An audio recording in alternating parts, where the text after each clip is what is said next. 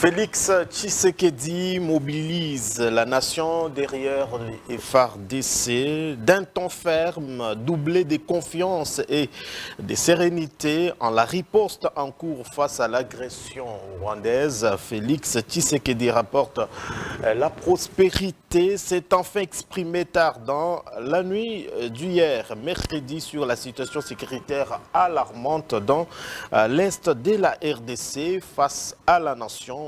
Le commandant suprême des FARDC a planté les décors sur les pliés qui renforceront la réplique musclée contre le Rwanda, pays agresseur, à savoir l'unité nationale, la résilience et résistance des populations, les mesures d'urgence déjà prises, l'issue du front diplomatique enclenché, l'adhésion militaire massive de la jeunesse congolaise et tant d'autres. Lors d'une adresse à la nation très attendue, le président congolais cité par RFI.fr a appelé à la mobilisation et a assuré qu'une riposte est en cours. Il a aussi dénoncé l'inaction de la communauté internationale, estimant que la passivité frôle la complicité. Il a aussi dénoncé la présence de milliers de soldats rwandais sur le sol congolais et qualifié les M23 des patins. Il a dénoncé une violence flagrante de la Charte des Nations Unies et un affront aux valeurs universelles, alors qu'il était attendu à Nairobi au Kenya pour participer au sommet extraordinaire de la communauté de l'Afrique de l'Est, à l'initiative du président kenyan William Ruto pour discuter justement de cette crise. Le chef de l'État a fait le choix de s'adresser directement à ses concitoyens, souligne pour sa part Forum des As. La suite des événements devraient lui donner raison, conclut les tabloïds. Pendant cette actualité.cd révèle des tensions entre Kagame et Ramaphosa après la mort de soldats sud-africains. Dans un communiqué, Paul Kagame a accusé les autorités sud-africaines des distorsions, attaques délibérées et même des mensonges au sujet de leurs récents échanges sur la situation en RDC. Quelques heures avant la déclaration des Paul Kagame, ajoute le média en ligne, Cyril Ramaphosa avait pris la parole pour rendre hommage aux 13 soldats sud-africains tués en RDC. Il a directement mis en cause les rebelles du M23 et les milices de l'armée rwandaise dans les affrontements avec les FARDC et les forces de la SADC. Pour terminer, le pape François, relayé par Opinion.cd, a appelé les autorités locales et la communauté internationale à tout mettre en œuvre pour le rétablissement de la paix et sécurité dans la partie est de la République démocratique du Congo. Mesdames et messieurs, merci et surtout bienvenue dans vos grandes tribunes, magazine d'analystes et de débats.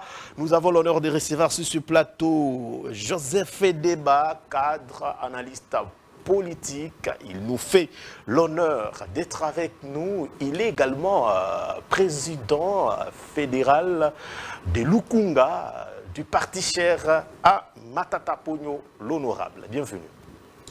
Merci, cher Daniel, de l'invitation. Je commence par saluer tous nos téléspectateurs qui nous suivent ça et là. Je salue les enfants de Goma, je salue nos compatriotes qui aujourd'hui sont en proie à la guerre à l'Est, nos compatriotes qui se retrouvent dans des camps de réfugiés.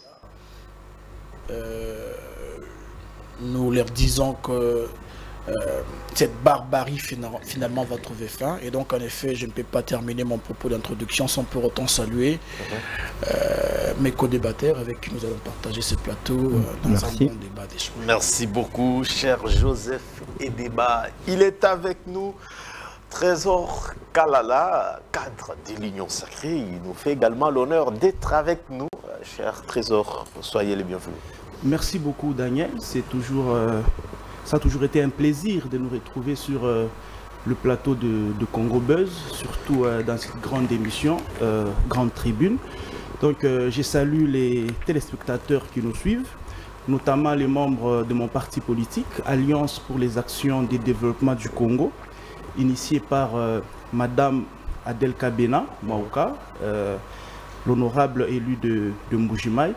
Je pense que nous passerons de bons moments ici, mais je ne cesserai de saluer tous les compatriotes du Nord Kivu, précisément ceux qui sont à Goma en ce net moment, donc qui reçoivent mes salutations les plus profondes. Je ne cesserai aussi de saluer les co-débatteurs avec lesquels nous allons partager ces plateaux. Mention spéciale à François Fanfan Bitangilai, Chilumbaï, Bouanga Walunyani, comme les feux Jean de Fer aimait l'appeler, paix à son âme. Il faut noter ici que vous voyez Trésor Kalala à la télé, dans la presse. Au fait, ses premiers pas ont été soutenus, notamment par Fanfan, qui nous a accueillis dans ces mondes des presses. Et aujourd'hui, on voit les Trésors Kalala, on ne sait pas qui viennent de quelque part. Et ici, raison pour moi, ce n'est pas la thématique, de remercier encore l'aîné Fanfan qui nous ont appris les premiers pas dans ce que nous sommes en train de faire aujourd'hui. Donc pour le reste, nous nous soumettons aux thématiques de l'émission. Merci beaucoup, cher Trésor Kalala. Nous sommes également de son école. Ah, ok. Alors, il nous fait l'honneur d'être avec nous. Fanfan Bitangilai, analyste politique, journaliste indépendant. Cher Fanfan, bienvenue. Merci à vous, Daniel Kamboa. Merci également aux initiateurs de cette chaîne qui ont voulu mettre au service de la jeunesse un aussi beau cadre comme celui-ci où nous pouvons nous exprimer librement dans toute démocratie et liberté. Je m'en vais saluer les vaillants patriotes Ouazalendo, les forces armées de la République démocratique du Congo, mais également tous les Congolais qui sont patriotes, qui aiment leur pays, parce qu'on en a vu dans les réseaux sociaux en train de transférer les messages, je peux dire rwandophiles, où on veut créer la psychose dans les chefs des Congolais. Je salue également Joseph Edeba, je remercie énormément Maître Trésor Kalala, monsieur bien, et qui nous fait plaisir chaque fois qu'on le suit sur différentes chaînes aujourd'hui pour défendre la patrie.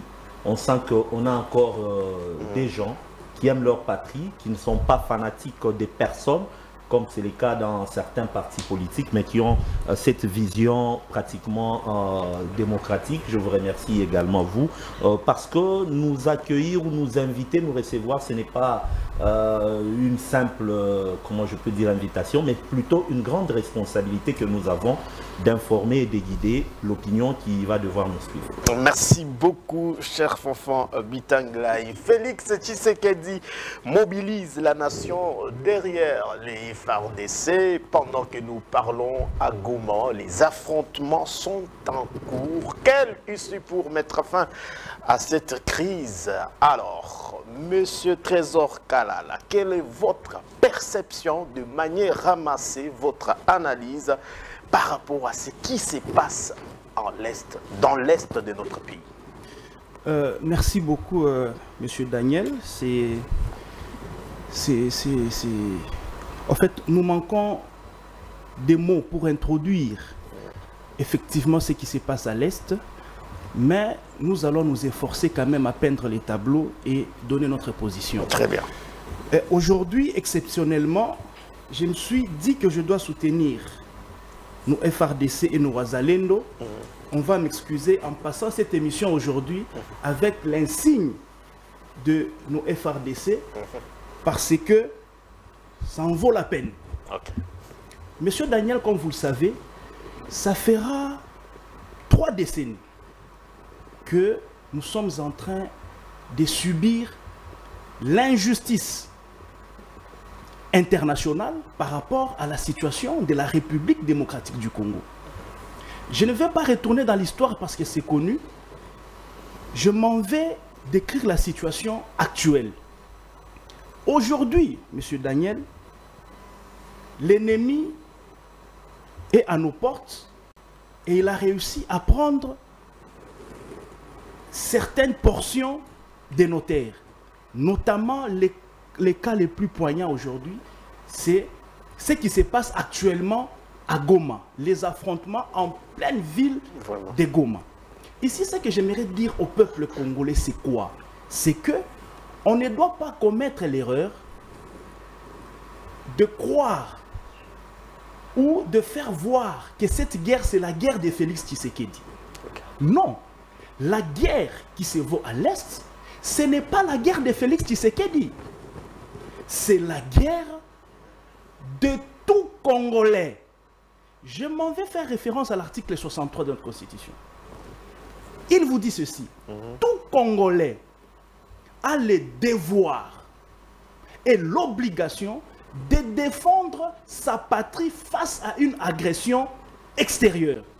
Donc, ici, si on considère que c'est la guerre de Tshisekedi, comme je le vois dans certains médias et même dans les réseaux sociaux, les gens disent que Tshisekedi, il faut aussi le sang. Tshisekedi, il faut démissionner. Tshisekedi est incompétent. Ce n'est pas la guerre de Tshisekedi. J'aimerais révéler ici à la population que cette situation de l'Est, avec nos amis rwandais, a emporté Mobutu. Mobutu est mort à cause de cette situation de l'Est. Mouzé Kabila, il est mort à cause de cette situation de l'Est. Joseph Kabila a pu échapper. Pourquoi? Parce qu'il était en train de répondre à toutes les revendications. Et aujourd'hui, nous avons Félix Tshisekedi qui refuse de donner ce qu'on leur donnait hier. Et c'est ça toute la guerre que nous avons aujourd'hui. Donc, si on veut considérer cette situation comme la situation de Félix Tshisekedi, c'est une grosse erreur. J'ai dit ceci. C'est vrai, nous sommes dans un pays où il y a l'opposition, il y a la majorité, il y a la société civile.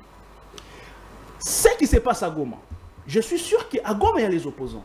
Il y a la société civile, il y a ceux qui sont dans la majorité. Mais quand ces gens-là sont entrés, quand il y a des bagarres au milieu de la ville, ça ne choisit pas l'opposition, la société civile ou la majorité. Donc tout le monde empathie comme Congolais dans un dénominateur commun. C'est comme ça que je suis en train de réveiller la conscience congolaise ici, qu'il faut éviter de plonger dans le poison rwandais, qui consiste à la désinformation, à l'intimidation, à créer des situations de panique, comme je le vois même aujourd'hui dans les réseaux sociaux. Attention, Kinshasa est encerclé, faites attention.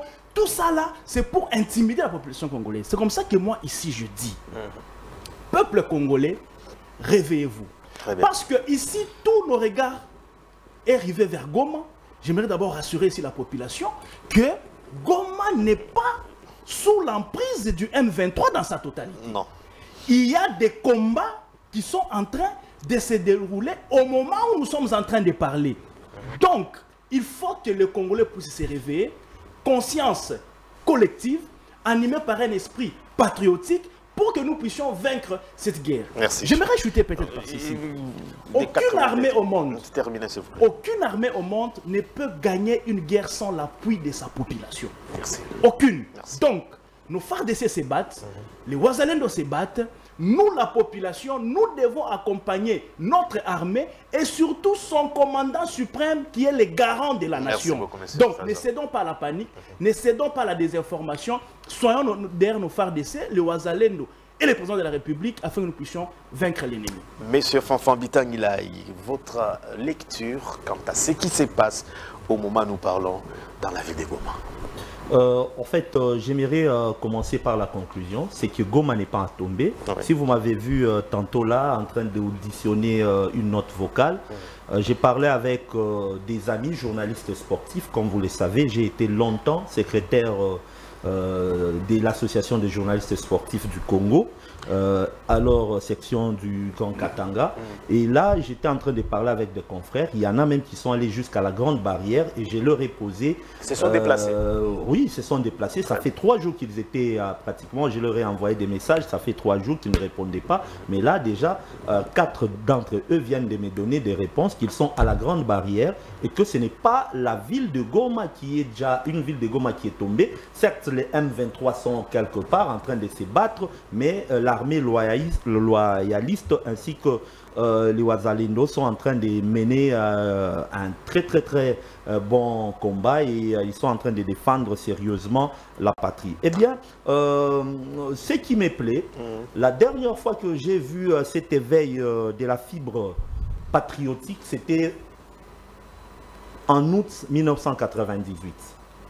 Lorsque Laurent Désiré Kabila, le héros national, Mouzé, comme on l'appelait, avait demandé, avait dit qu'il fallait que nous puissions être tous soudés. Et ça, je l'ai vu, même s'il y a eu des déviations au niveau de Kinshasa en début de semaine, mais on a senti que c'était d'une manière spontanée, que la population a compris que sans elle, les forces armées de la République démocratique du Congo, sans elles, les patriotes ou Zalendo ne peuvent rien faire. Okay. Et ça, c'est très important. Et la lecture, c'est qu'aujourd'hui, si on n'a pas eu assez de problèmes peut-être en 1998, c'est qu'il y avait un tout petit peu une grande masse qui était informée et éduquée ou instruite. Instruite parce que j'ai parlé de la masse. Okay. Aujourd'hui, avec tout ce qui se passe, TikTok, n'importe qui, il ne sait pas quelles sont les règles de transmission d'un message parce qu'il veut faire des vues. Ça, je pense, c'est ça le grand problème. Les soi-disant influenceurs aujourd'hui ne nous aident pas. Okay. Ils ont besoin des vues, ils ont besoin d'être, je ne sais pas, likés à la hauteur. Et il raconte n'importe quoi, il peut se réveiller, il le fait. Et c'est là où j'ai fait appel à un moment donné au ministre de la Communication qui a dit que si c'est possible, à ce qu'on puisse boucher certaines personnes, en Chine on les fait, on ne peut pas boucher tout le monde, on peut boucher certaines, bloquer certains comptes. Parce que ces comptes-là ne sont pas en faveur d'un éveil patriotique. Ce sont J'ai vu une note vocale qui m'a été partagée à 10 reprises, j'ai dit, et si on suit d'abord des fonds en comble, l'accent, l'intonation de la personne qui partage cela, on sent que c'est une femme à une tonalité rwandaise. Vous êtes en Europe, vous êtes plus informé que nous comment. Bisonde Toyebi que non, tel est entré ici chez nous, Toyebi était. On sait que telle personne, vraiment, il n'est pas de notre quartier. On sait voir que de ce côté-là, donc c'est une psychose, comme j'aimerais le dire, qui est partagée et ça, on doit mettre fin à cela. Il y a la désinformation qui est devenue très grande aujourd'hui. Les gens sont découragés et je pense que le Congolais a besoin qu'on les fasse comme à l'époque de Mouzon on les faisait. S'il s'agit de chaque soir que Patrick Mouyaya ou qu'un membre du gouvernement passe sur la chaîne nationale ou sur n'importe pour informer, qu'on les fasse. Parce que lorsqu'on laisse ces silences-là et on cède à la désinformation, c'est n'importe qui dit n'importe quoi avec des images à la pluie. Et c'est peut-être la première des choses avant que si il y aura une question que le chef de l'État a dit, mais en tirant de son message, je pense que c'est essentiel. Nous Laurent Désiré Kabila l'avait dit, même si moi je vous ai dit que je suis de la génération impaire, j'ai tiré quand même quelque chose de ces messieurs-là, il est héros national, que franchement, la guerre doit se terminer là où elle a commencé. En tout cas. Les accords, lui-même avait dit, les accords de Lusaka ont failli. On ne doit pas chaque fois commencer à crier, oh la communauté internationale, oh la communauté... Il est grand temps que nous puissions nous prendre en charge. Et cette prise en charge commence par la conscientisation. Et j'aimerais que certaines paroles qui sortent de la bouche du commandant suprême soient réellement des paroles d'évangile et non des slogans. Parce qu'aujourd'hui, je vous dis, on doit réellement réduire les trains de vie des institutions de certaines personnes. On y revient, et en passant, j'ai parlé avec 2 ou 3 aujourd'hui policiers et militaires. C'est ça leur souci. On laisse également la parole à M. Joseph Débat qui a également à nous dire votre analyse depuis notre dernière émission avec vous sur la situation sécuritaire. Qu'est-ce qui a changé? Qu'est-ce qui a avancé? Alors, merci beaucoup pour la parole accordée, cher Daniel. Je vais commencer mon propos par d'abord dire quelque chose de très important. Vous savez, Desmond Tutu disait qu'en période de crise, c'est lui qui choisit les terres, choisit les camps de l'oppresseur. Et nous, au LGD, nous ne choisissons pas les camps de l'oppresseur. Nous choisissons les camps de la patrie. Les camps où nous soutenons, comme nous avons toujours fait, nos forces de l'ordre, à, n'est-ce pas, nous imposer la stabilité et la paix à l'est du pays. Cependant, il faut que nous puissions analyser une chose. Vous savez, Napoléon Bonaparte disait qu'une paix doit être victorieuse. Vous allez comprendre que c'était nécessaire d'imaginer que la paix à l'est du pays ne peut qu'être résultante d'une composition de forces à l'interne de notre pays. Parce que ça fait plus de 4 ou 5 alliances que nous avons déjà fait jusque-là, les AC et les autres. On ne finit toujours pas à rétablir la paix à l'est du pays. Et donc, encore une fois, je réitère mon engagement et puis ma proposition de dire que jusqu'à ce que nous puissions avoir la conscience que les alliances ne vont pas nous apporter la paix durable à l'est du pays et que nous puissions nous ressaisir à composer une armée invincible, nous aurons le temps, n'est-ce pas, à restaurer convenablement la paix à l'est du pays. Maintenant, il y a une chose, parlons du discours du chef de l'État. La souveraineté ne se négocie pas. La souveraineté s'impose, s'arrache. Cependant, si vous prenez ici la situation que nous sommes en train de traverser par rapport au discours du chef de l'État, c'est comme si le chef de l'État n'était pas dans son assiette. Je ne sais pas, parce que le discours n'a pas convaincu beaucoup de Congolais. Les Congolais s'attendaient en période d'agression comme telle à un discours de force, à un discours qui rassure, à un discours qui redonne espoir, à un discours qui dissipe la peur. Parce qu'aujourd'hui, même à Kinshasa, cher Daniel, si on est la ville de Kinshasa, vous allez vous rendre compte que nous sommes dans la 2e ou la 3e journée où les activités marchent au ralenti. C'est-à-dire que c'est comme dans la logique des doigts. Moussapi o mongoso kezoki, ba onyo so tikali, eza affecté le lengemongo. Comme si on peut dans la pote. C'est la même chose avec ce qui se passe actuellement à l'est du pays. Nous apprenons que la ville de Goma a été prise. J'ai fait ici référence aux propos du ministre Moïndo Nzangi, mais aussi aux propos, s'il vous plaît, aux propos de Christian Lusakweno, que la ville a été prise. Les informations évoluent. Mais laissez-moi avancer. Je vous donne une information et je vous donne le référence. Je n'invente pas des informations. La ville de Goma a été prise selon le propos du ministre Moïndo Nzangi, mais aussi les propos du journaliste Christian Lusakweno. Et donc, en effet, s'il faut se référer à ce qui a été dit, nous sommes affectés à Kinshasa par ce qui se passe crédiblement à l'est du pays. Voilà pourquoi la ville est paralysée. Mais la grande question est de poser à ceux qui nous suivent. C'est Joseph, s'il vous plaît. Je suis menacé. Non, vous je n'ai même pas commencé mon propos. Vous avez 4 minutes, 4 minutes. Je n'ai pas fait 4 minutes. Non, mais j'ai calculé. Vous avez commencé pratiquement à 51. Évidemment, je vais commencer par quelques points pour dénoncer. Comment est-ce que ce discours ne nous a pas convaincus? Moi, personnellement. Parce qu'ici, il faut préciser que, en ce qui concerne la guerre à l'est du pays, il ne s'agit pas de l'opposition, pas de la majorité, pas de la société civile, il s'agit de la patrie. Et donc nous tous, nous devons d'abord regarder l'horizon qui doit rapporter la paix.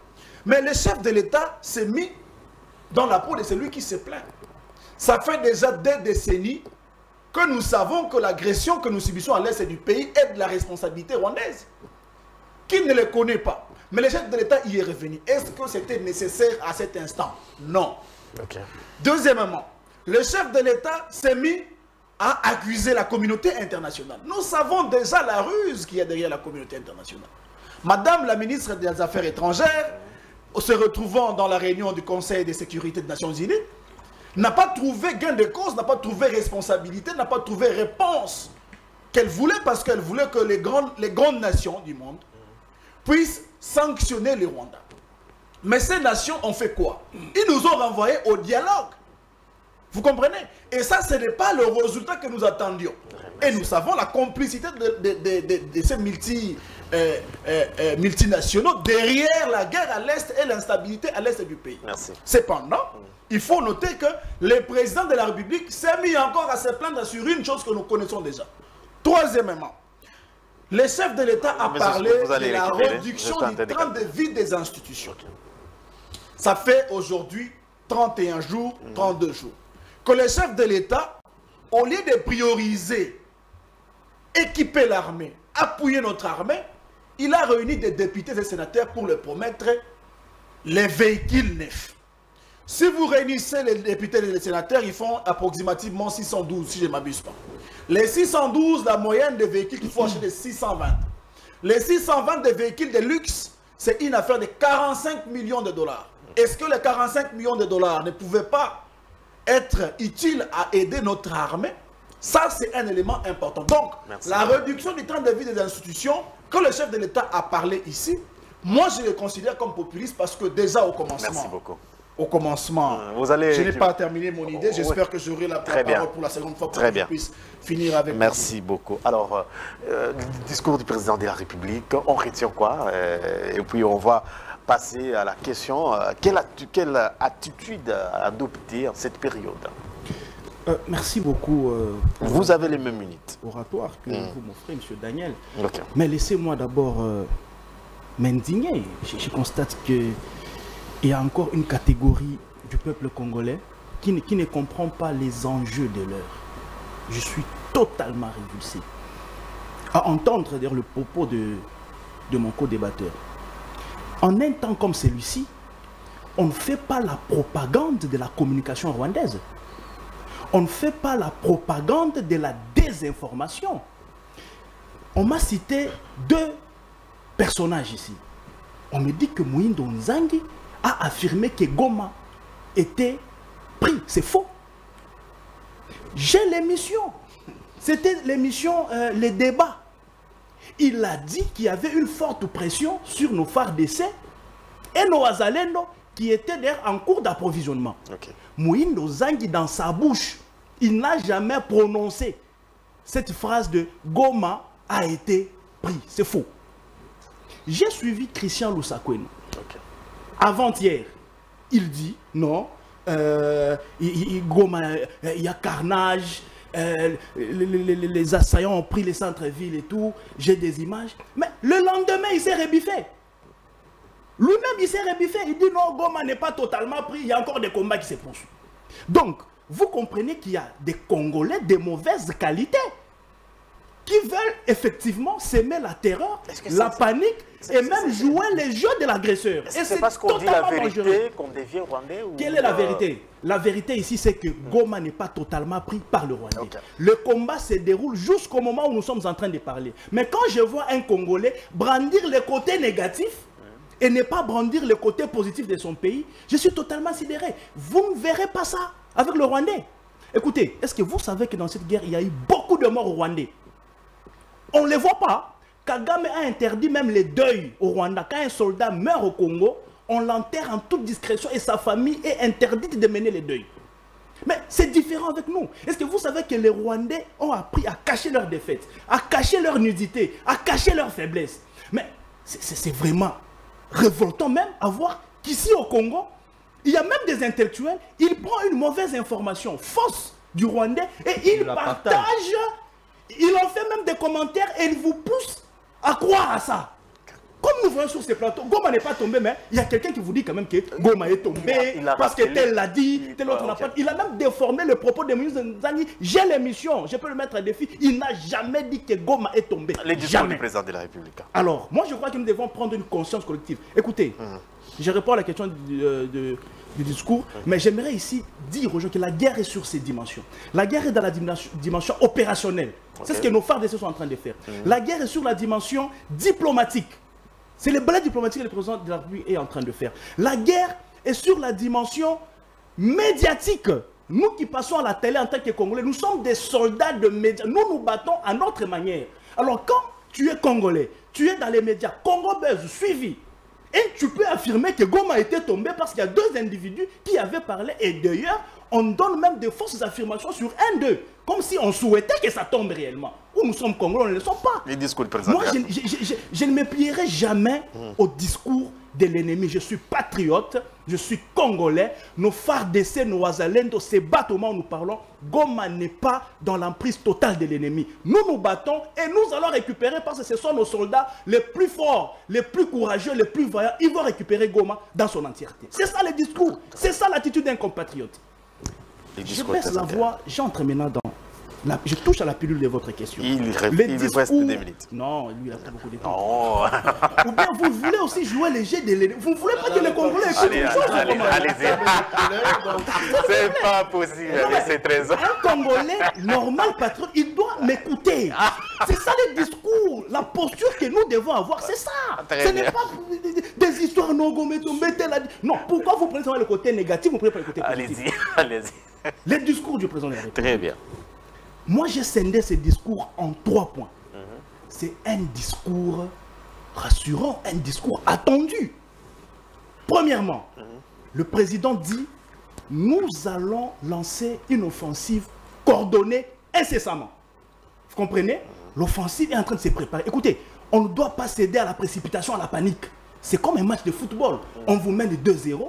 Vous devez vous organiser dans votre camp, égaliser et même marquer un 3e but. C'est ce que nous avons fait. Ils ont réussi à pénétrer la ville même s'ils ne la contrôlent pas.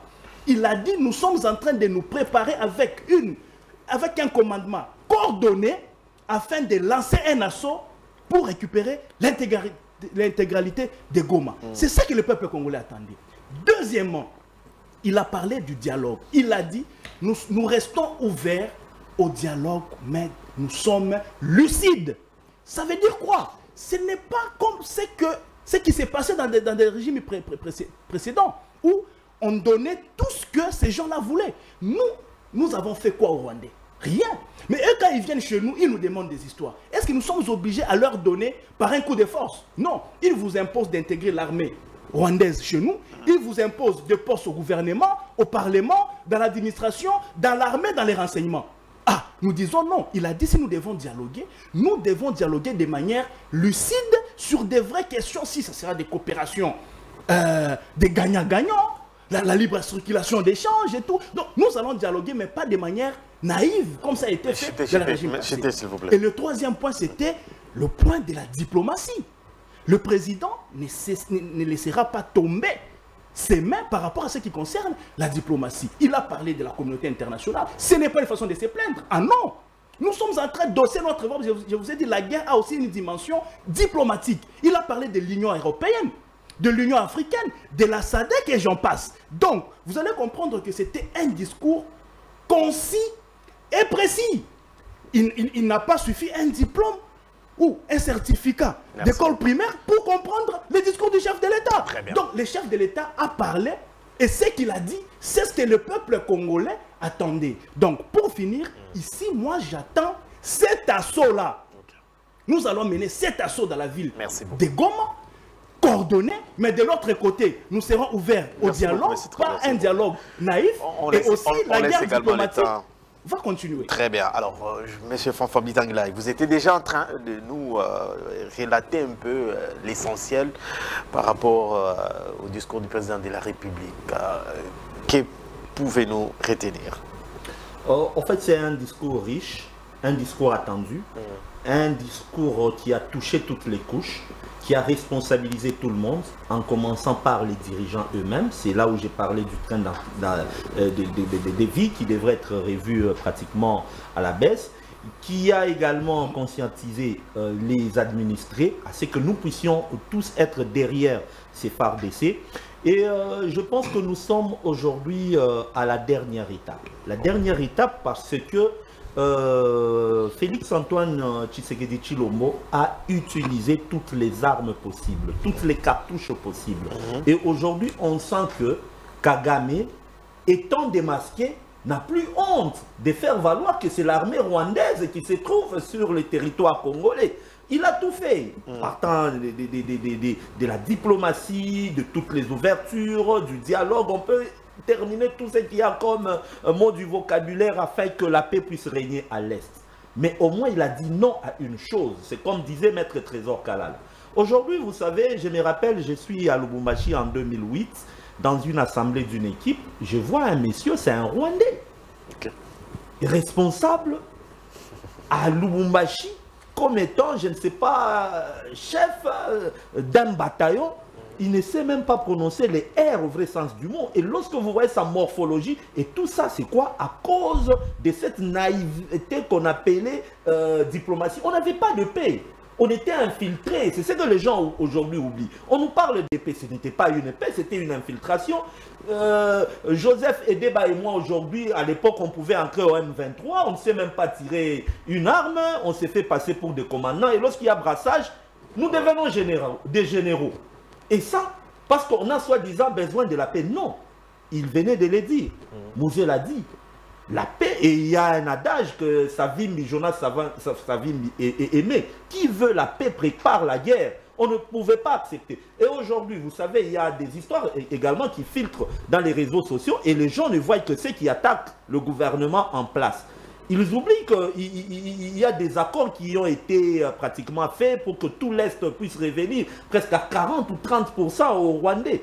Et lorsque Tshisekedi, le gouvernement actuel, a vu cela, eh bien, on ne devrait pas accepter d'être infiltré, de laisser notre territoire et de le perdre au profit de l'ennemi parce qu'on a soi-disant besoin de la paix, d'une paix qui sera dangereuse plus tard. Et même la Bible est claire quant à ce, lorsque Dieu parle à Israël, il lui dit quoi? Tu n'as pas le droit de laisser vivant un Philistin sur ton territoire. Parce que demain, il va se retourner contre toi. Et c'est arrivé à certains rois qui faisaient la paix bêtement comme ça. Ça, c'est la première des choses que j'ai vues. Une mobilisation, une sensibilisation, un discours qui a touché toutes les couches. Partant des dirigeants aux dirigés ou aux administrés. J'ai senti qu'il a également relayé une vérité. Une vérité où, après son discours, chacun est fixé sur ce qui se passe sur les territoires. Nous sommes en guerre. Il a utilisé un langage diplomatique. Comme aimait bien le dire un de mes vieux, Fofo Konzi, qu'il ne faut pas aller à la Sorbonne pour comprendre ces messages. Mais également, nous sommes en démocratie parce que Félix Antoine Tshisekedi et le gouvernement actuel veut que chacun puisse s'exprimer librement. Chacun peut dire que ma bouteille est pleine, ou à moitié vide, ou à moitié pleine. Chacun a sa manière d'interpréter. Mais je pense que, comme aiment bien le dire les juristes, en entrant dans l'esprit de la personne qui a lu, qui a dit ces discours, c'est un discours qui voulait réarmer non seulement les troupes, mais également la population. Et mettre la population face à ses responsabilités. Aujourd'hui, on l'a dit, il l'a répété, je pense même Joseph Edeba l'a répété, aucune armée ne peut jamais gagner une guerre si la population ne l'appuie pas. Même si vous êtes la meilleure armée, aussi longtemps, c'est ce qui fait qu'aujourd'hui, il y a toujours des guerres entre les Palestiniens et les Israélites. Parce que les Palestiniens ne sont pas d'accord avec ce que l'armée israélienne est en train de faire, ou envers ce que les Occidentaux font. Vous pouvez créer même des guérillas aussi longtemps que vous n'êtes pas d'accord.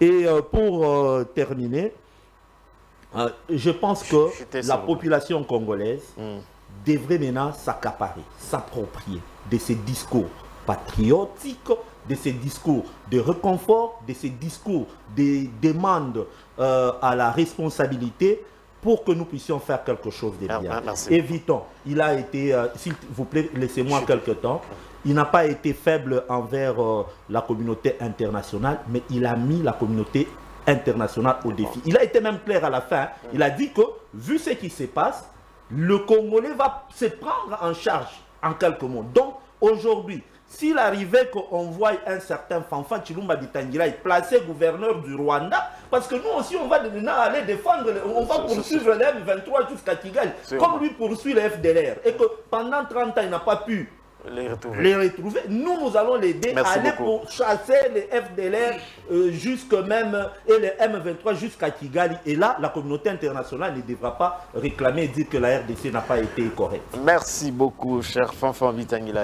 Alors, cher Joseph Edeba, vous avez le même minute. Votre réaction? J'ai combien de minutes actuellement? Vous, il est pratiquement... Vous commencez à 12, donc vous avez 6 minutes. Parfait. Je vais commencer mon propos par clarifier une chose. Vous savez, je l'ai dit d'entrée de jeu, que cette histoire de guerre ne regarde pas les obédiences politiques. Très bien. Il s'agit de notre patrie. Il s'agit de la RDC. Il s'agit de la mère patrie. Et moi, je demanderai à mon co-débatteur Trésor Kalala, qui est beaucoup plus émotif, à se calmer et à ne répéter que les paroles qui sortent de la bouche de son co-débatteur. Je n'ai jamais dit ici et fait apologie de l'armée rwandaise. Ça, il faut arrêter de me coller des étiquettes. J'ai ici relayé les propos du ministre Moïse Nzangi qui a dit, encore une fois, je le répète avec précision, que les rebelles ont bloqué Sake, Minova, et puis il n'y a plus d'entrée de ces côtés ici, même à l'aéroport. Donc, le seul côté qui est resté pour rentrer à Goma, il faut rentrer par le Rwanda. Ce sont les propos du ministre Moïse Nzangi qui existent bel et bien. Vous n'allez pas mentir la population sur ce qui a été dit publiquement. Christian Lusakono a répété la même chose pour dire que les rebelles occupent presque 80% de la ville. Je n'ai pas dit ici que le rebelle a pris totalement la ville. Parce que jusqu'à ce jour, nous avons de la famille là-bas à Goma. Ça continue à tirer.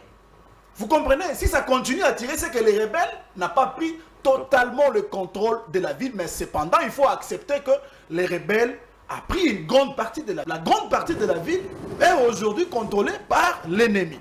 Mais ici, il est pour nous important de pouvoir dire la vérité, non pas seulement au peuple, mais aux dirigeants, afin qu'ensemble nous puissions réfléchir sur des solutions à trouver rapidement dans nos analyses.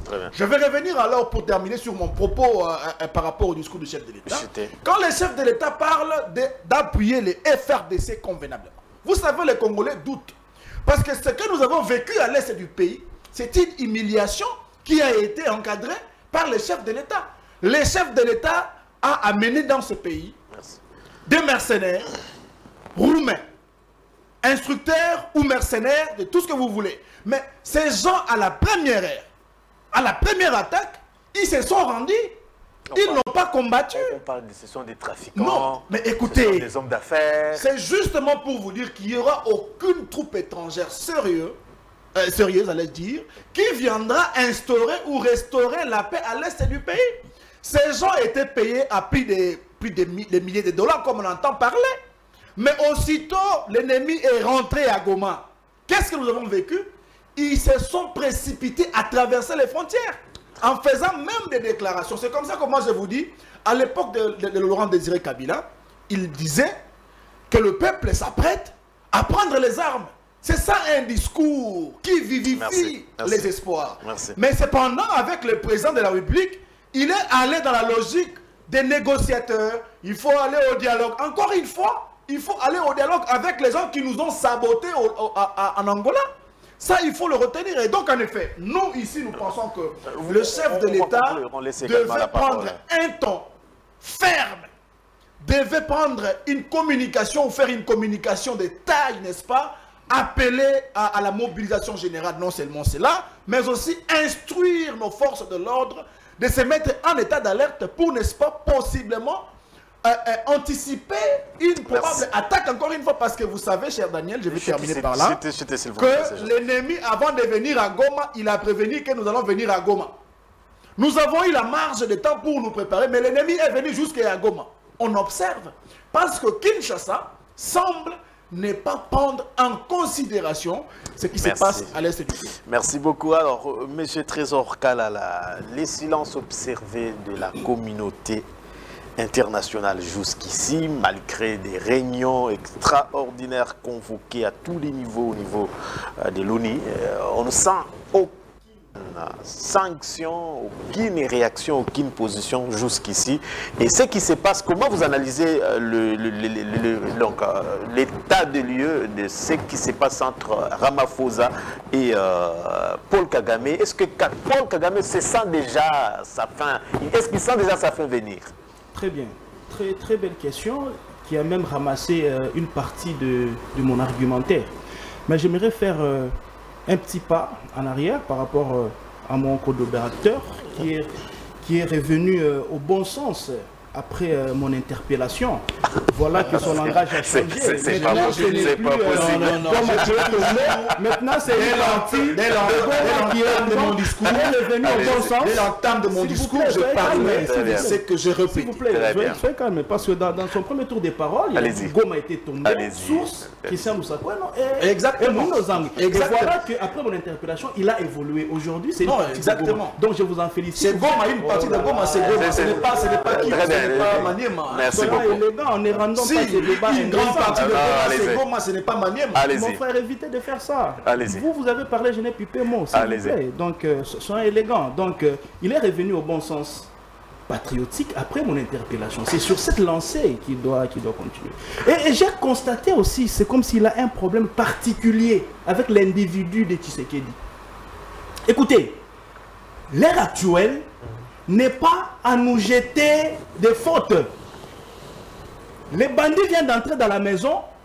C'est pas le moment de dire c'est toi qui as laissé la porte ouverte. Non, toi tu ne t'étais pas levé à temps. Non, on l'attaque d'abord. On se bat. Mais quand on vous dit non, si Goma est tombé, c'est parce que Tshisekedi a appelé les mercenaires qui sont rentrés derrière sans se battre. Écoutez, d'abord ici, en fait, le poison rwandais, c'est ça. Mon frère est imbibé, donc il nage dans les poisons rwandais. Est-ce que vous savez que les images qu'on vous montre de ces blancs-là, nombreux d'entre eux, ce sont des trafiquants d'or. C'est ce qu'on nous a dit. Des comptants. C'est un montage. Les Rwandais sont spécialistes dans les montages. Malheureusement, il y a des Congolais distraits et naïfs qui se font berner dans ça. Maintenant du Rwanda. J'ai vu une autre image où on voit les militaires, soi-disant, ils fouillaient la guerre à Goma, ils se sont fait capturer au Rwanda, mais avec des tenues neuves, de bottines, ils sont propres. Donc, on dirait que ce sont des gens qui viennent d'être déballés d'un sachet. Et vous dites, oh, voilà, on a arrêté. Donc, méfiez-vous des images, ce sont des montages. Et autre chose, on a révélé même les images de 2013. J'ai vu des images où les militaires sont assis par terre et tout. Peuple congolais, ne vous fiez pas à ça. Ce sont des anciennes images lorsque nous étions dans l'opération insertion où c'est pas brassage-mixage. Ce sont ces images-là qu'on retourne encore aujourd'hui. Malheureusement, les Congolais naïfs, ils croient à ça et ils propagent. Donc, méfiez-vous du poison rwandais. À Goma, les combats se poursuivent. Ils ont une partie, nous avons une partie, mais bientôt nous allons récupérer. Pourquoi j'ai dit il a encore un premier parti avec le chef de l'État? Mais le discours du chef de l'État est disponible dans nos téléphones. Le chef de l'État a appelé à une mobilisation générale. Il a commencé, c'était ça son introduction. Il appelle à une mobilisation générale de tout le peuple congolais. Il dit non, il fallait demander aux gens de prendre des armes. Mais le président a dit, jeunes, enrôlez-vous dans l'armée. La situation est grave. Le président a dit. Alors vous imputez au président, soi-disant les choses qu'il devait dire qu'il n'a pas dit, alors qu'il les avait dites. Tout simplement parce qu'on a un problème particulier avec l'individu de Tshisekedi. Donc Tshisekedi dans son discours, il a tout dit. Il a dit ce qu'il fallait dire. Maintenant, je vais aller dans la profondeur de ta question. Par rapport au volet diplomatique. Le volet diplomatique. Mais nous sommes sans ignorer que cette histoire des guerres de l'Est, il y a une hypocrisie internationale. Mais ce n'est pas parce qu'il y a une hypocrisie dans le Conseil de sécurité des Nations Unies, notamment dans les chefs des 5 membres permanents du Conseil de sécurité des Nations Unies, que nous allons cesser de mener cette bataille diplomatique. En fait, ce que Tshisekedi est en train de faire, il est en train de les dévoiler. Il est en train de mettre cette communauté internationale à nu. Parce qu'aujourd'hui, l'armée rwandaise a franchi les frontières de la République du Congo, alors que c'est une agression, c'est condamné dans la charte des Nations Unies, notamment dans son chapitre 7, mais les Nations Unies n'agissent pas.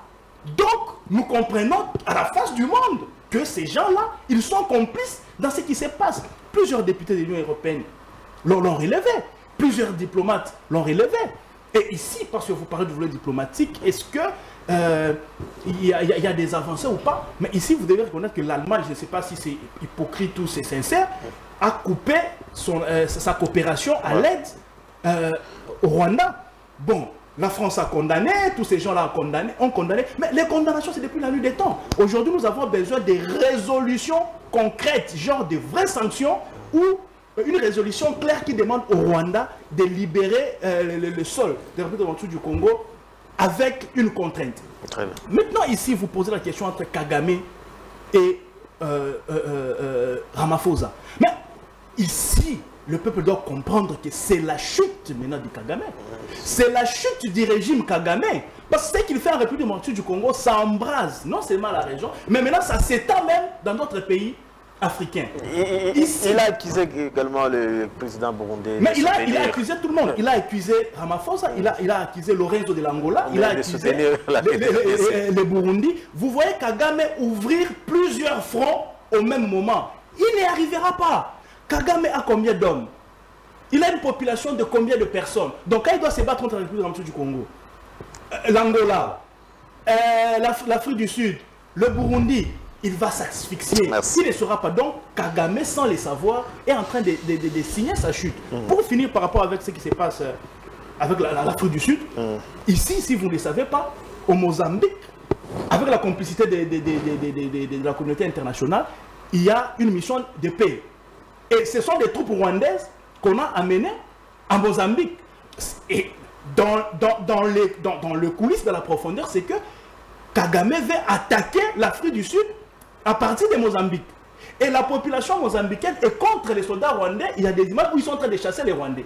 Parce qu'ils ne veulent pas des troupes dans leur pays. Parce que l'intention ici, c'est attaquer l'Afrique du Sud à partir de Mozambique. Et les États-Unis, je suis par là, sont complices. Pourquoi? Parce que l'Afrique du Sud est dans BRICS. BRICS, c'est la Russie, la Chine et consorts. Alors, pour affaiblir les partenaires de la Russie et de la Chine, il faut commencer par les partenaires les plus proches. Donc, on utilise toujours Kagame pour aller faire la guerre à l'Afrique du Sud, pour aller faire la guerre en Angola, pour faire la guerre à Burundi, pour faire la guerre à la République démocratique du Congo. Et quand on regarde avec un œil de longue portée, vous comprenez que la chute de Kagame est en train de s'annoncer. Merci beaucoup, monsieur Trésor. Par rapport à mon propos, la guerre diplomatique, nous sommes en train de la mener. On ne doit pas céder les bras, mais s'il y a hypocrisie. La guerre opérationnelle, un nation est en train de se préparer. Le dialogue, ce n'est pas un dialogue naïf, comme ce qui était fait. Merci beaucoup, monsieur Trésor. Conscient et lucide. Très bien. Alors, on a commencé avec vous, on termine avec vous.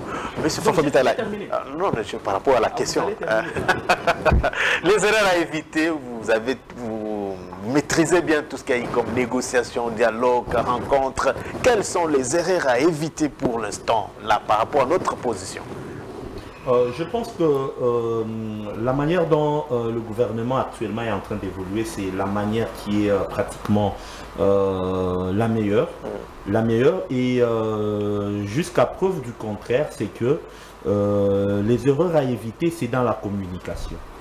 Dans la communication, à un moment donné, nous avons... Il y a également les leçons, il y a des leçons que nous avons. Et je pense qu'aujourd'hui, il y a une loi sur les numériques qui apparemment reste simplement théorique et non en pratique. C'est le moment où je pense que le gouvernement devrait prendre, et les ministères en ce qui concerne le numérique ou en charge du numérique, devraient prendre en charge et au sérieux cette guerre. Parce que la guerre également est tellement digitale et les numériques, qu'à un moment donné, je l'ai dit, ils sont rares, hein, comme Trésor Kalala du côté de l'Union sacrée à comprendre cela. Et vous avez compris, dans le régime passé, il y a des gens qui étaient formés pour l'armée numérique. Mais ce n'est pas le cas avec le régime actuel. Tout le monde est communicateur. On pense qu'il faut que dans les cas, Nafinga Deo, Nafinga Kabuya, Nafinga je ne sais pas, Jeannette, Nafinga Oscar, c'est ça qui est essentiel pour que je puisse avoir un tout petit peu... non. On doit former les jeunes gens dans les numériques. J'ai lu l'initiative d'un des jeunes Katangais, l'ingénieur Patrick Mbayo, qui avait fait même un mini-documentaire sur la manière dont l'agresseur est en train d'évoluer. Ils prennent même des noms, je peux dire Kassaïen, permettez ça. Okay. Vous voyez un certain Vincent Chilumba qui s'attaque à Félix Tshisekedi. Vous voyez un peu ce que ça fait dans la tête des Congolais. C'est ses frères. C'est son frère lui-même, ses frères. Alors qu'en soi, c'est un petit monsieur qui est à Gisenyi, qui est, je ne sais pas, à Boutare, qui est à Rubavu, à Kigali, en train de manigancer cela. Et là, il faudrait que, c'est là où j'ai dit encore, que le numérique puisse travailler. Ce sont des erreurs à éviter. Il faudrait qu'on ait une armée numérique sérieuse. Qu'on puisse, comment je peux dire, qu'on puisse contre-attaquer qu'on puisse contre-attaquer ces virus rwandais, qu'on puisse contre-attaquer ces gens qui sont en train de mettre de fausses informations. Et ça, je vous l'ai dit, ça saute aux yeux. Vous voyez une image de 2013 telle qu'il a dit. Et en plus de cela, c'est facile. S'il y a moyen, c'est qu'on puisse apprendre à ces gens-là qui sont censés être des influenceurs, les ABC du numérique. Parce qu'aujourd'hui, c'est facile. Je peux tirer une photo, je suis à Hilton, j'ai dit je suis à Dubaï, mais il y a moyen, par exemple, à partir de Google, que quelqu'un puisse retracer la photo. Et donc, je pense qu'aujourd'hui, tous ceux-là qui se disent communicateurs, tous ceux-là qui se disent, je ne sais pas, il y a des termes qu'ils utilisent franchement dans leur parti, c'est le moment également de faire appel à eux, de mettre un sérieux paquet. Il faudrait que nous puissions également faire mener cette armée numérique, cette guerre numérique. Que les Rwandais sentent réellement que non, il y a leurs frères qui sont en train de mourir au Congo. Que les mamans qui sont étouffées pour pleurer se victimisent parce qu'elles ne sont pas à mesure de dire la vérité contre Kagame. Et ça, je pense que ça doit être l'une des erreurs qu'il faudrait arranger. Au lieu de mettre de l'argent dans des histoires, je ne suis pas contre que je me poste. Merci beaucoup. Oui, mais je me poste, c'est bien beau. Mais en retour, qu'est-ce qu'on a gagné dans ça? Qu'est-ce qu'on a gagné? C'est là où je rejoins Joseph. Ça devient une plainte, une douleur. On est en train de nous-mêmes de remuer le couteau dans notre plaie. Ça, c'est une erreur à éviter. Une autre erreur, je pense que dans des négociations. Pas toujours parce que je suis dans la communication, je suis un journaliste, comprenez que je reste dans cette guerre-là médiatique, dans cette guerre. Vous savez, je connais un vieux qui a eu même la chance d'être DG à la RTNC. Simplement, lorsque Mouzé entrait, son rôle c'était de faire sur Canal Afrique et sur RFI, de donner de fausses informations. Que Kabila est à Kipouchi. Alors que Kipouchi est calme. Et ça crée la psychose. Il faudrait qu'on arrive également à créer une psychose sérieuse dans les chefs, dans la tête des Rwandais. Que la RDC c'est 180 millions de personnes. Donc si aujourd'hui on prenait même 20 millions seulement... Dans cette question j'allais poser à M. Trésor. Est-ce que tout ce qui se passe à l'Est a donné... On peut aller occuper calmement et sans résistance le Rwanda. Et ça, donc pour moi je me dis que la grande erreur est dans le fond médiatique, dans la communication. On informe au lieu de communiquer. C'est là où je m'en vais un tout petit peu faire voir à mon frère Joseph Edeba. La communication est différente de l'information. Si Tshisekedi est passé hier, c'était pour communiquer.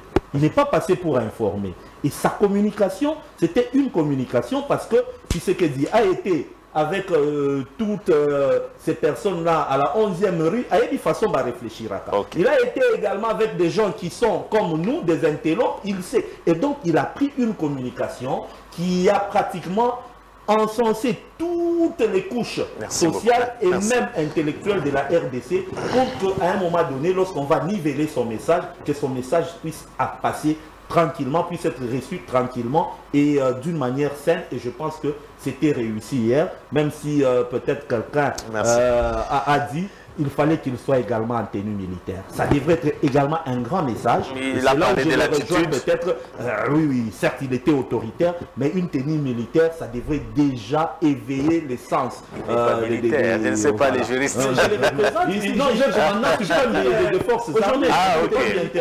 Très bien. Alors, M. Joseph, les erreurs à éviter, des leçons quand même que nous avons eues dans tout ce qu'il y a comme événement à l'Est.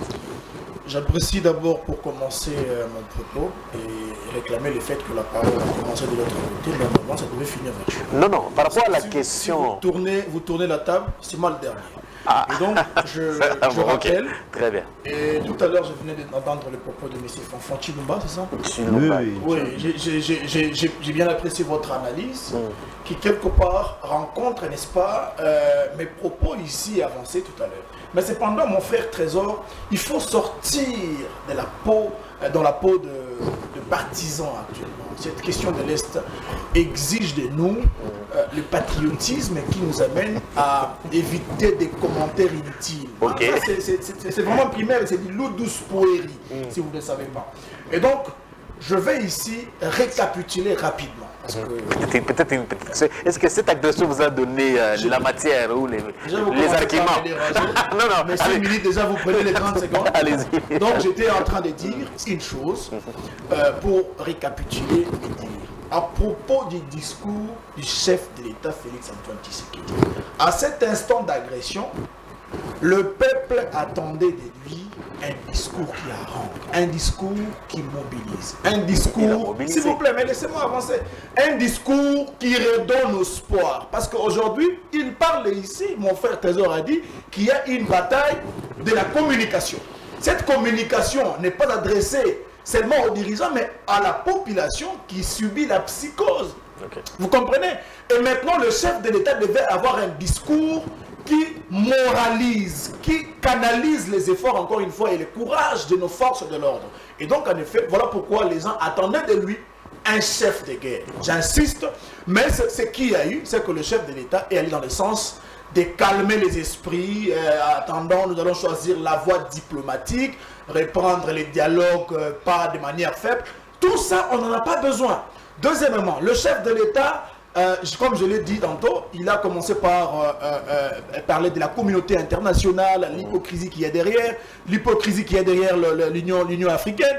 Mais toutes ces choses ont déjà été éclaircies depuis longtemps et d'ailleurs le chef de l'État en a parlé plusieurs fois. Encore une fois, on est passé à côté de l'essentiel parce qu'il ne fallait pas perdre le temps sur ces gens parce que nous savons aussi, au final, qu'il n'y aura pas grand-chose à sortir de la communauté internationale qui n'a d'ailleurs pas une armée pour venir instaurer la paix à l'est du pays. Encore une fois, je l'ai dit, en rapport avec l'appui nécessaire à nos troupes et à nos forces de l'ordre qui se battent à l'est du pays, moi j'ai ici rappelé que nos dirigeants semblent ne pas comprendre la réalité parce qu'il y a 31 jours passés où le chef de l'État promettait aux députés et sénateurs réunis au mois de décembre les véhicules. Si vous prenez 612 véhicules, 620 véhicules de luxe au minimum, ça vous donne 45 millions de dollars. Les 45 millions de dollars, en termes de guerre, ça peut nous aider à consolider les efforts pour restaurer la paix à l'est du pays. Donc, en effet, nous parler ici de la réduction du temps de vie des institutions, c'est vraiment chimérique parce que ce que fait le chef de l'État lui-même, il y a quelques jours, ne ressemble pas à celui qui dirige un pays qui est en état d'agression, au-delà du fait que les voyages s'est fait aussi multiplier à la présidence de la République.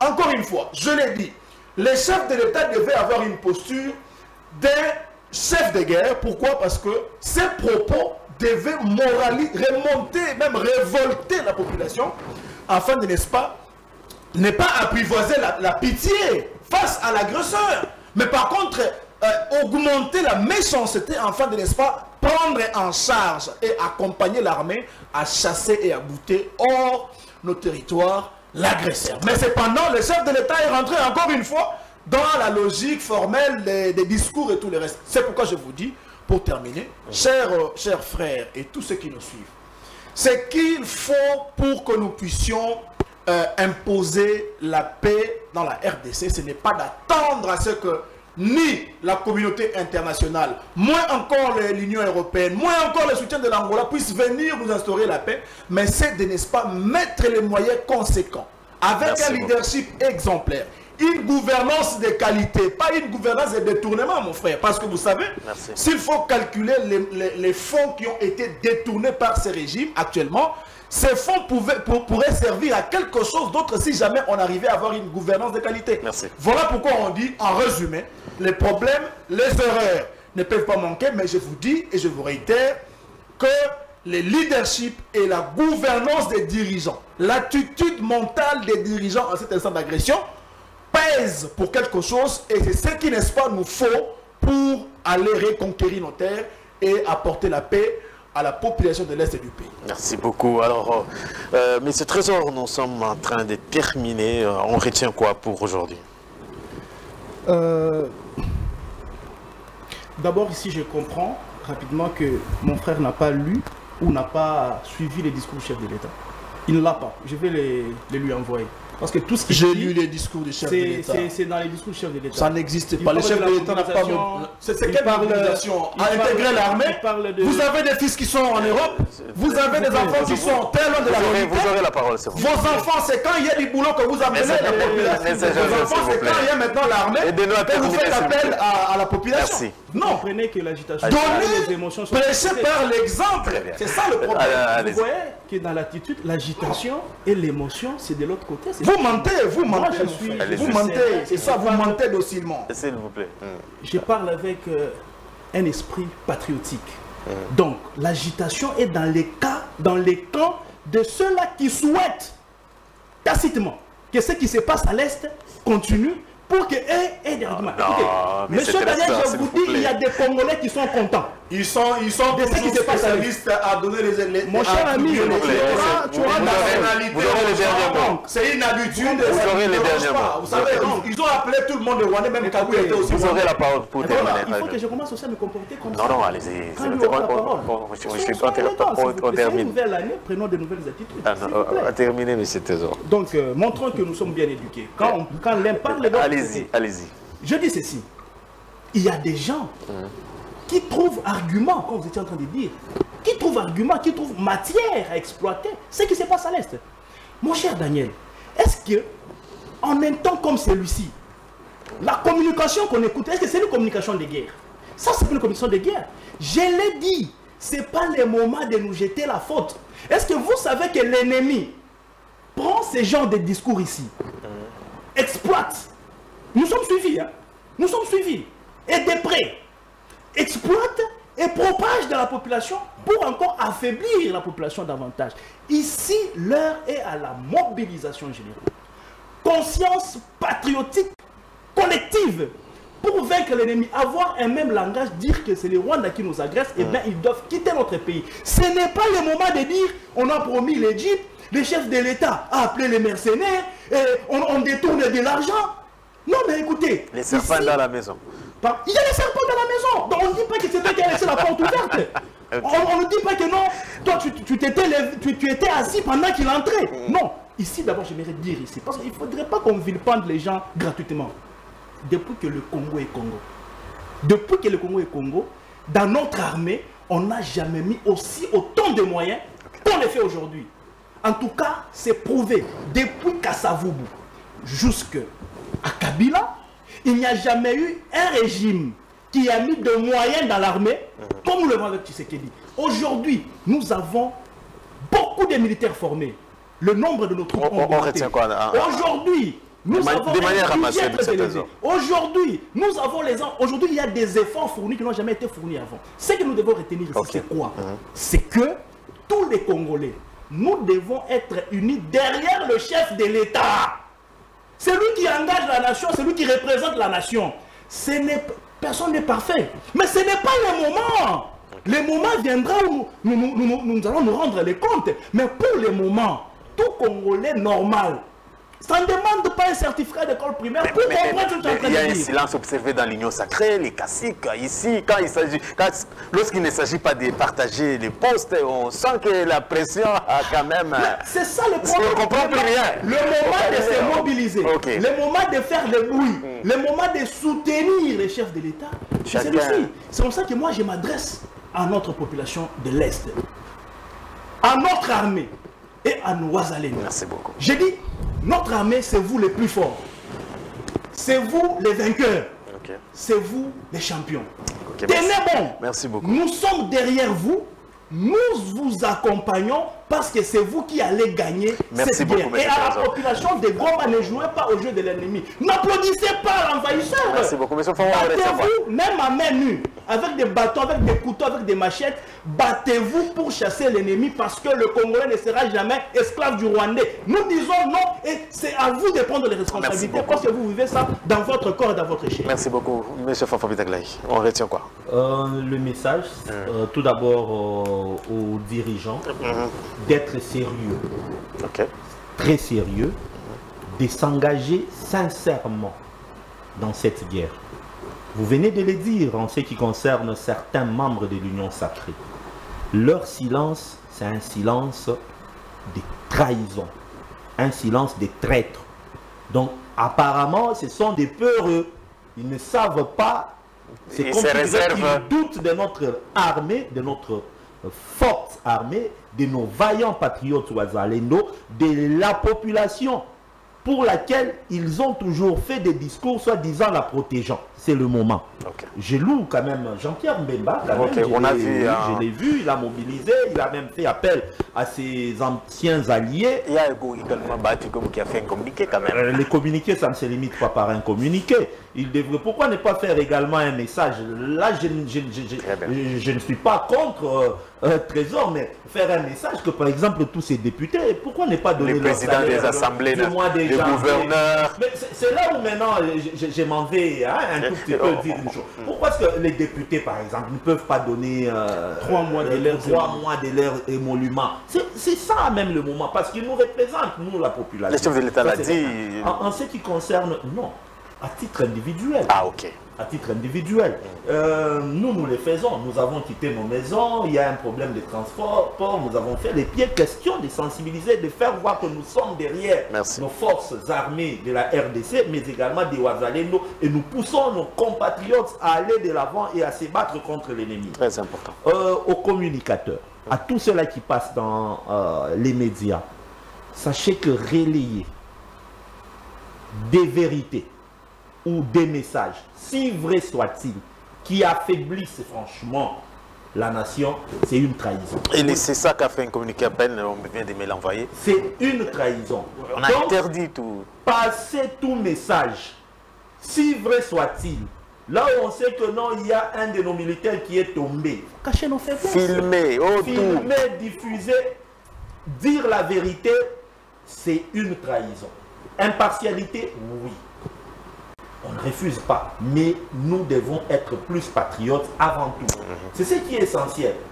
C'est ce qui est essentiel. Vous verrez, même lorsque vous suivez, vous qui aimez le Paris Saint-Germain, qui êtes également fanatique de Rwanda. On a vu d'ailleurs le Paris Saint-Germain met visite pour Rwanda. Tous les fanatiques du Paris Saint-Germain, par exemple. Ils ont exigé qu'on enlève parce que d'ailleurs c'était dans mon... Tout à fait. Alors, donc, nous demandons, lorsque vous avez vu comment est-ce que les journalistes, les communicateurs français, lorsque le Paris Saint-Germain était dans une mauvaise posture, quel était le message qui leur ressortait? On a fait ressortir plus les forces du Paris Saint-Germain, les avantages, et les faiblesses. Et on a caché, et on faisait voir maintenant les faiblesses des équipes adverses. Manchester City a une faible défense, Stuttgart, c'est une équipe qui n'arrive pas à gagner depuis longtemps. Et ça, c'est déjà une psychose qu'ils ont créée. C'est une guerre médiatique. Et moi, je en parle en tant que communicateur. Au Congolais, nous n'avons qu'un seul pays. Joseph Edeba l'a dit. Tous ces gens-là, les gens qui sont venus de la diaspora, après avoir piqué, pillé ou je ne sais pas, ils vont repartir en Europe. Nous n'avons que le Congo. Le Congo des... Léopold II, Congo belge, Congo Kinshasa, Congo de Lumumba, Zaïre, République démocratique du Congo. Ce n'est que cette terre que nous avons. Donc, nous devons être vigilants. Très vigilants. Et là, je m'en vais demander aux gouverneurs, à tous les gouverneurs. À un moment donné, je parle un peu en Swahili, il faudrait qu'on songe un tout petit peu. Il y a trop de fous dans Ce sont des agents de renseignement. Il faudrait qu'on voie réellement. Est-ce réellement de fous ou bien des faux fous? À l'époque de Kabila, le père, on avait ratissé large. Par rapport à ce qui s'est passé dans la ville de Kinshasa, on dit qu'il y avait des infiltrés qui ont... Alors les infiltrés, non, je n'en pense pas. Vous pensez que c'est quelqu'un qui est en Europe, là, qui est en train de... Merci beaucoup. Laissons également à qui sera informé sur ce qui se passe à Kinshasa. Et puis évitons des messages des gens qui viennent de l'extérieur, s'il vous plaît. Relayer également un mauvais message, c'est être complice. Arrêtons le cercle-là de relayer des faux messages. Kiango, tu peux même remonter pour trouver qui a... Moi j'ai répondu, je vous ai dit à 10 personnes, je leur ai dit, je leur ai fait voir est-ce que vraiment ce message-là est véridique? La personne qui vous parle, ou d'abord son accent est rwandophone. Merci beaucoup, merci. Autant de choses qu'il faudrait qu'on fasse pour que nous... Et une fois de plus, je remercie quand même, je vous remercie pour m'avoir invité. Je loue les niveaux des débats. Félicitations à messieurs Joseph et Débat, à Maître Trésor Kalala, qui ont longuement et grandement édifié cette population. Merci. Et nous espérons que ceux-là qui vont passer après eux, après nous, auront également cette fibre de l'éveil patriotique pour que nous puissions gagner. Merci beaucoup. Guerre. On termine avec vous dans quelques secondes. Qu'est-ce qu'on retient de manière ramassée, s'il vous plaît? J'ai toujours eu des quelques secondes. Allez-y. Je suis très content de votre message à la population, monsieur Fanfan Tchibumba. Vous savez, nous avons qu'un seul pays et ce qu'il nous faut, c'est élever les niveaux de patriotisme. Il y a de nos frères, il y a certains de nos camarades des partis et de nos communicateurs qui ne font que relayer le message de la haine et puis des messages, n'est-ce pas, qui démontrent à suffisance combien on est méchant envers X et Y, comme mon frère Kalala l'a dit. Il dit que j'ai un problème avec les chefs de l'État. Mais je ne vois pas comment je peux commencer à avoir un problème avec mon frère congolais. Ici, nous parlons de la gouvernance. Et quand il s'agit de la gouvernance, Tshisekedi n'a pas besoin de 1000 amours. C'est pas le moment de la gouvernance. Tshisekedi n'a pas besoin de 1000 caresses, monsieur. Écoutez, vous êtes hors sujet. S'il faut parler de la gouvernance aujourd'hui, il est hors sujet. On parle de la gouvernance. Nous parlons de la guerre. Non, écoutez, mais il n'a pas failli. Il n'a pas failli. Il n'a pas failli. Alors quand vous tapez, vous n'avez pas chef de la maison. Pendant que l'ennemi est dans la maison, c'est jouer le jeu de l'ennemi. Vous n'avez pas le droit d'imposer à adopter votre langage. La guerre, monsieur. Il ne faut pas parler des jeeps ici. Je suis libre. Non, c'est pas le moment, mon cher. Je suis dans la liberté de l'expression. Et vous, vous ne pouvez pas. Ici, le ici, c'est la mobilisation. Mais vous avez la protégez-moi. Mais vous n'allez la protéger-moi. Ici, ce n'est pas le moment de parler de ce sont les